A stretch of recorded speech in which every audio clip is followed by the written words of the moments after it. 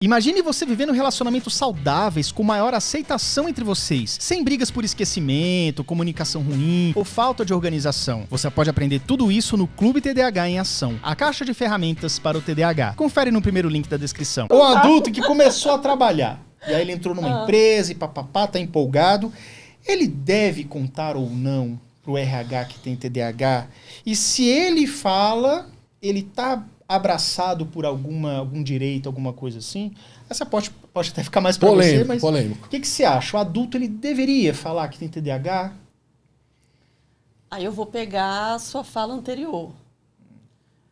Essa pessoa ela vai ter que fazer uma análise, na verdade, ali, primeiro, do perfil da empresa onde ela está entrando. E aí eu digo enquanto alguém que já trabalhou muitos anos em organização, exatamente no RH. Dependendo do perfil dessa empresa, talvez chegar com essa informação assim, sem ter trabalhado ainda, sem ter sido conhecido, pode levar, inclusive, talvez até uma exclusão do processo seletivo. Uhum. Infelizmente. Eu já vi isso acontecer. Infelizmente. Então, o que eu sugiro? Que a pessoa, quando estiver ali no processo seletivo, seja ela mesma, mostre toda a potencialidade que tem. Muitas pessoas com TDAH, por mais que possam ter esse aspecto da miopia temporal, desorganização e tal, também podem ser pessoas muito criativas, com muita energia, e dependendo de como isso aconteça na entrevista, no processo seletivo, isso, na verdade, é o que vai contar depois. Porque aí tem um detalhe, tá? Claro, vai depender da atividade para a qual essa pessoa for contratada. Se nós estivermos falando aqui de alguém que vai ter um trabalho burocrático das 8 às 18, tem que ficar sentado o dia inteiro, com altíssimo poder de concentração e etc., isso pode ser um problema. Agora, vamos pensar alguém que, sei lá, vai para uma agência de publicidade, uma coisa que a pessoa... né, um dinamismo diferente. A criatividade, é o dinamismo, é a interação, fala pra caramba, pode se achar. Então, o que eu sempre digo aos meus pacientes, na verdade, é que boa parte do sofrimento que vem nesse ambiente laboral pode ser evitado lá no momento da escolha. Onde que eu vou trabalhar? Que profissão que eu quero fazer? Claro que nem todo mundo pode se dar o luxo de escolher tanto, né? Como você disse aí em relação à escola, vamos trazer para a realidade do mundo adulto. Agora, para os que podem,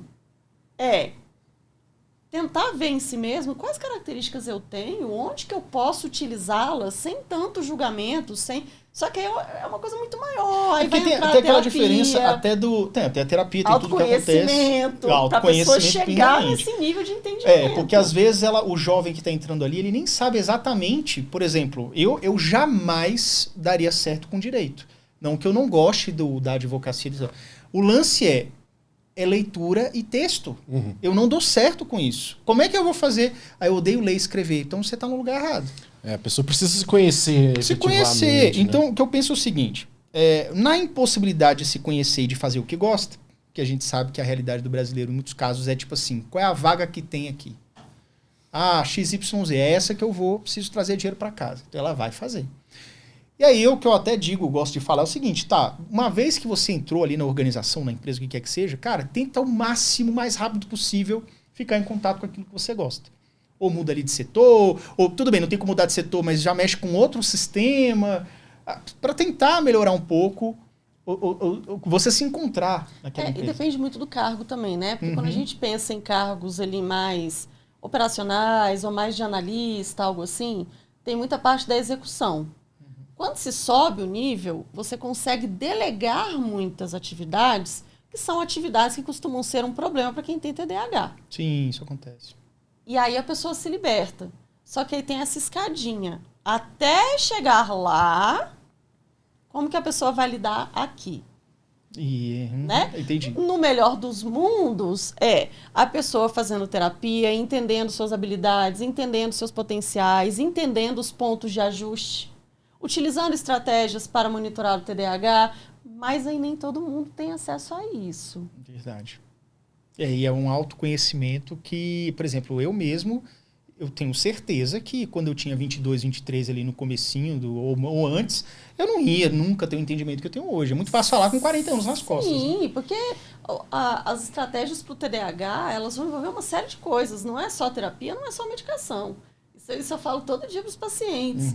Tem gente, Yuri, tem pessoas que estão fazendo terapia, estão tomando medicação, por exemplo, mas a vida ainda não fica funcional. Aí quando a gente vai avaliar, alimentação péssima. Aí agora eu tô lembrando da nutricionista que veio aqui. Que veio e falou. Falar a importância de uma alimentação adequada e pode ser feita uma alimentação ajustada para o TDAH.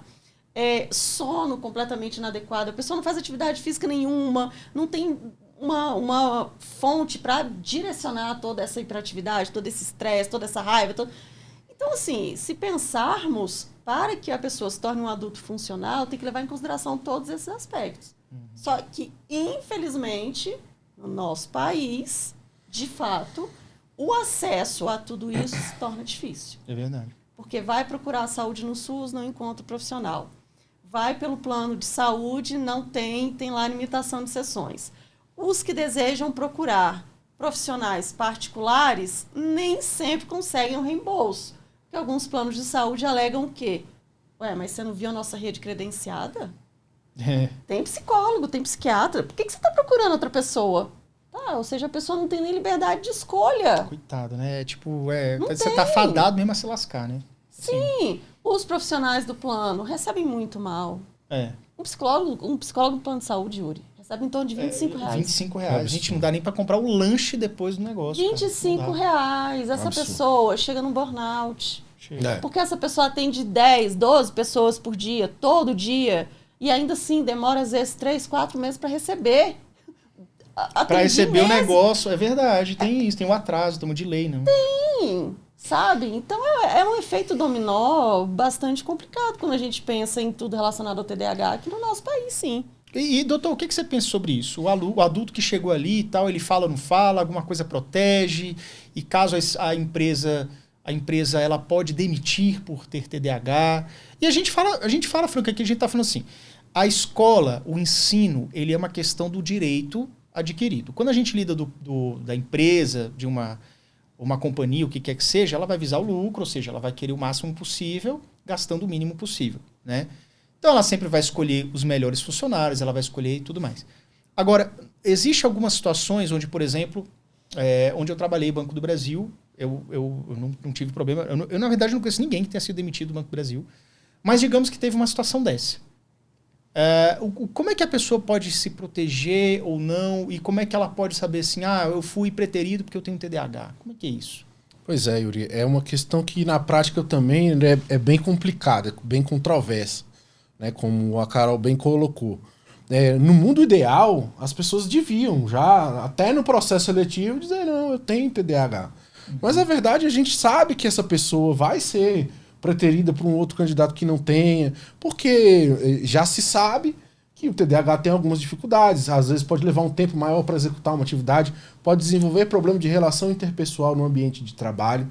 Então, assim, é preciso que a pessoa avalie, de fato, a conveniência ou não e entender a organização que ela está inserida. Né? Então, por exemplo, se ela entra numa empresa que tem uma política de inclusão, né, que vai reconhecer as dificuldades ou as particularidades que ela tem para poder desenvolver um bom trabalho, para poder ter o mesmo rendimento que os outros empregados, outros funcionários, ela pode falar, num ambiente de uma empresa pequena, né, essa pessoa vai sofrer efetivamente preconceito.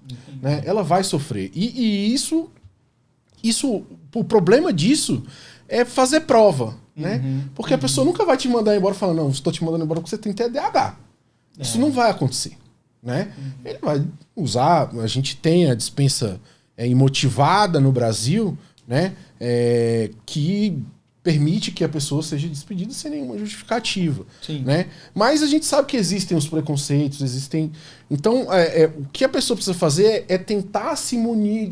A partir do momento que ela... o TDAH é revelado, né? Às vezes nem é por a própria pessoa, sei lá, comentou com um amigo, o amigo falou com outro, né? Em empresa a gente sabe que isso acontece. E isso acaba chegando nos donos, nos diretores da empresa. Isso é complicado, porque assim, vamos tirar, até se não tiver TDAH rolando, a empresa por si só é um antro de fofoca, de Exatamente. De não sei o que, eu não gosto da sua cara, eu vou puxar seu tapete.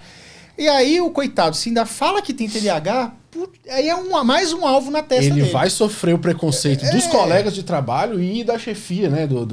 Da pessoa que está acima dele hierarquicamente. Mas é importante essa pessoa se preocupar. A legislação trabalhista, ela tem mecanismos para não permitir que as discriminações no ambiente de trabalho ocorram, né? Então, o que ela precisa, de fato, a partir do momento que revelar que tem TDAH, se munido das provas necessárias, das testemunhas, né, eventualmente, da diferença de tratamento que ela tem comparado com outros colegas de trabalho que não têm TDAH, né, municiar as provas e, eventualmente, entrar com uma ação trabalhista pedindo um assédio moral, né, uma indenização, que na prática é uma indenização por assédio moral, por discriminação, né, ou procurar o Ministério Público do Trabalho ou o Ministério do Trabalho para fazer uma fiscalização naquela empresa. O ruim das denúncias é que elas têm como consequência, via de regra, a dispensa desse empregado, né, ou a partir do momento que ela vai buscar uma indenização por assédio moral, ela vai acabar recebendo, de fato, tendo como consequência a demissão, a dispensa dele, né? Enfim, mas acho que depende. Depende muito do ambiente de trabalho, da empresa, né? Das políticas que aquela empresa adota para a inclusão dessa pessoa, se ela compreende. E isso, a pessoa também tem que se conhecer, né? Como a gente estava colocando aqui, as atividades que ela pode ter o melhor desempenho ou não, né? Como você falou, de fato a pessoa tem que saber. Fala assim, poxa, eu não posso me candidatar para uma vaga que eu vou claramente... Eu vou rodar. É o autoconhecimento que a pessoa tem que ter. Fundamental, fundamental.